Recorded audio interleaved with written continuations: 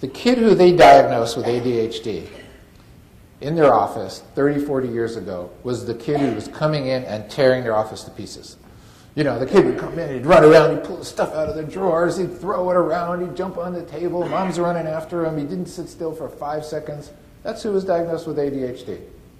Now we have the inattentive child, the difficult child.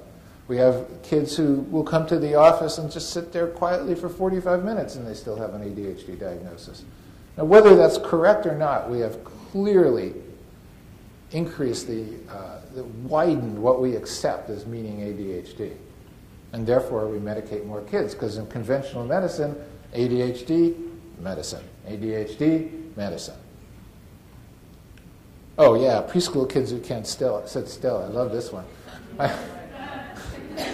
had a kid come to me. Mom said, well, the teacher says we should have her evaluated for ADHD because she won't sit still at story time. She's 3. Come on! What can I say?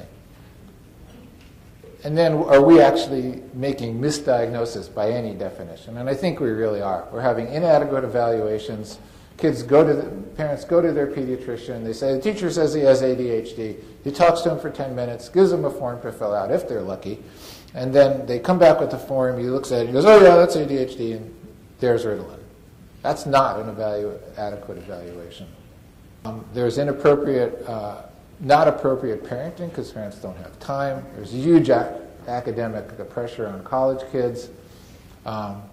And because we have a pharmaceutical society. Let's face it, our whole society is based on the idea of taking drugs to counteract any problems we might have. Pharmaceutical companies actually build drugs first, and then they make up diagnoses. If they have a drug that's not working for one thing, they'll say, well, let's come up with a diagnosis. Let's see, we're using less Prozac. Let's have everybody take it for premenstrual syndrome.